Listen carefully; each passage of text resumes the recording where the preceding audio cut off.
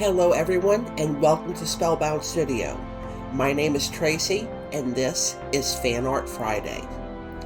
This is an essay series where I illustrate fan art and explore the character behind it. If you would like to become a star in the Spellbound constellation, like this video, subscribe to the channel, and share with a friend. You'll find more ways to support the studio in the description. Ellen Ripley and the Wisdom of War. Athena against the corporate gods of the alien mythos. Athena is often misunderstood.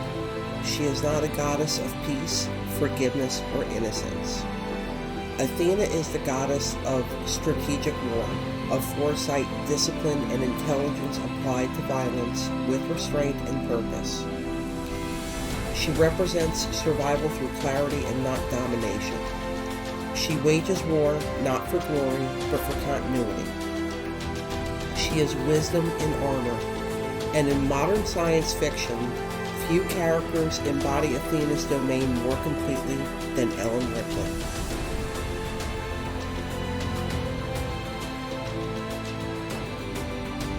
Ripley's defining moment in Alien is not a fight. It is a refusal.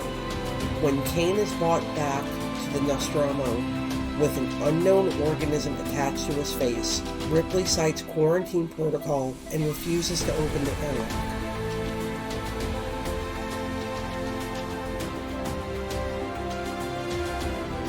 She understands that curiosity is not courage and that procedure exists because someone somewhere has already paid the price for ignoring it. But she is overridden. And this moment matters because Ripley is not framed as cold or heartless. She is framed as correct. The film never undermines her judgment. The catastrophe that follows exists precisely because her wisdom is ignored.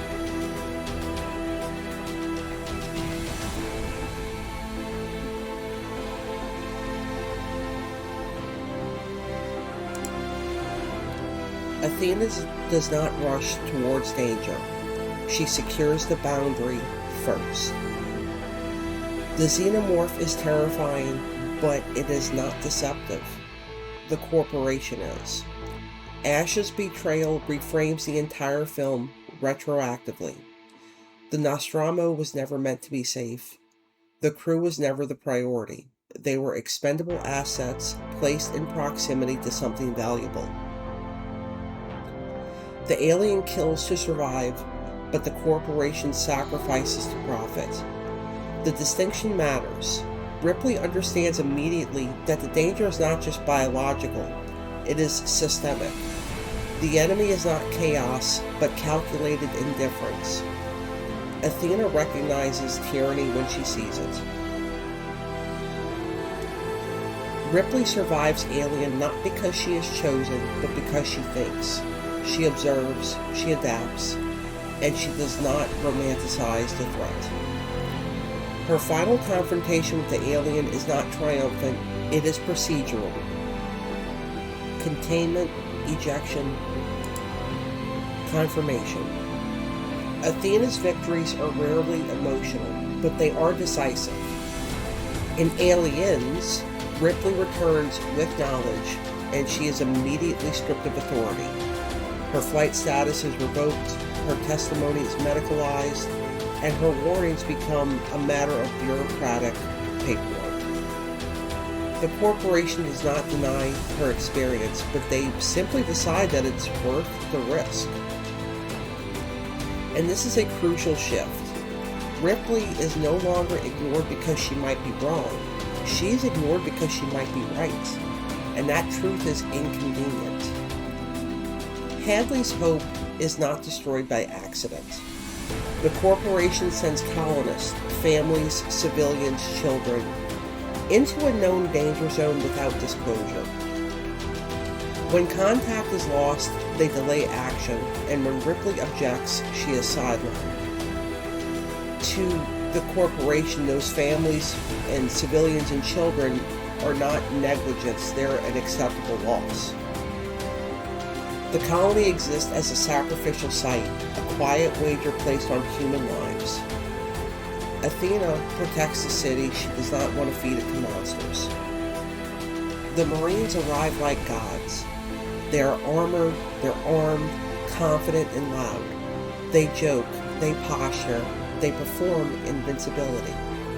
Their power is spectacular, but they're also deliberately underinformed. They are brave, they are skilled, and they are also catastrophically unprepared.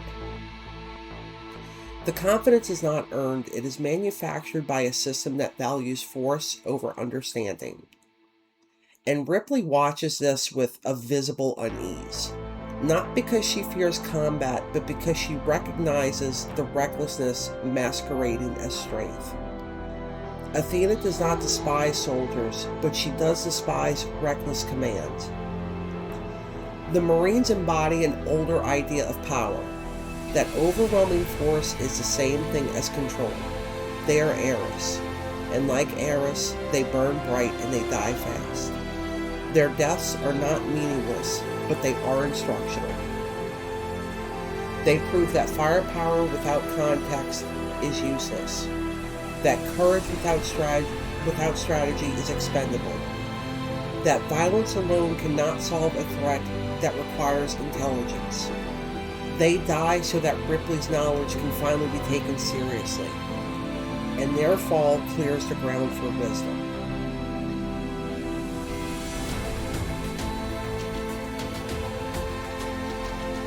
Hicks immediately recognizes that Ripley is not hysterical or overreacting. He also knows that she's not seeking revenge.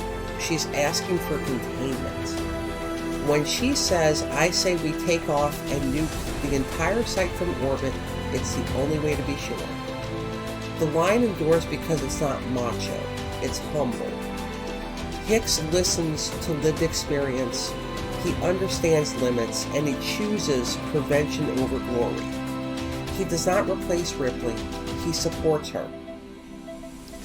He survives by adapting and not dominating. In myth, Athena does not stand alone forever. She gathers allies who learn when to stop being warriors and start being guardians. And Hicks is one of those. Now, when the colony is destroyed, only one human remains. A child. Newt survives not through strength, but through adaptation. She learns when to hide, when to move, when to stay silent. She survives by intuitively adopting Ripley's worldview long before Ripley arrives. And this is the pivot of Aliens. Ripley does not merely escape the corporation's crime. She rescues what it was willing to erase. Athena does not just win wars, she endures continuity. Ripley's bond with Newt is not sentimental, it is deliberate. Ripley does not promise safety, she provides it. Her decision to return to the hive is not reckless, it is necessary because to her, a child is not expendable. When the corporation calculates acceptable loss, Ripley declares the loss unacceptable. Athena protects the future not through softness, but through resolve. The alien queen is not mindless. She understands deterrence, negotiation, and she recognizes Ripley as an equal. The standoff, weapons withdrawn, is a pure strategic equilibrium. This is not rage versus rage, it is intelligence versus intelligence. Ripley does not hate the Queen, but she has to outthink her. Ripley's use of the power loader is not about dominance. She does not become stronger than the Queen, she becomes adequate. Athena does not overpower enemies, but she meets them where intelligence matters. And technology is not the conquest, it is parity. By the end of Aliens, the xenomorph threat is contained, but the corporation remains. Burke's betrayal makes explicit what has been implicit all along, that to Weyland-Yutani Corporation, human lives are tools. Ripley's fury is not personal, it is moral. Monsters can be killed, systems must be oppressed, and Athena wages war against unjust power, not chaos. And for this reason, Alien and Aliens forms a complete arc. Ripley confronts existential terror, institutional betrayal, and calculated sacrifice. She survives, she saves the future. She refuses to let wisdom be overridden again. Further suffering is unnecessary, and the myth is complete. Athena is powerful, but she is never sovereign.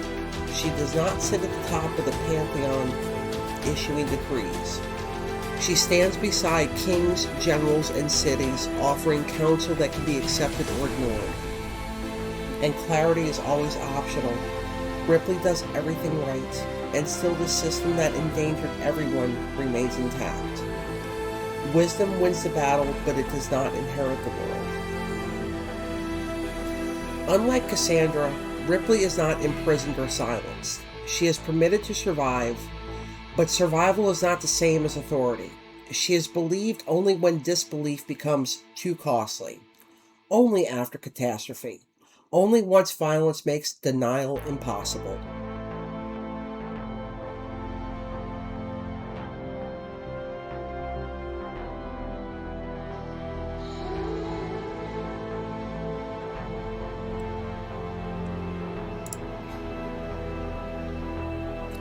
Athena is tolerated as long as she cleans up the mess.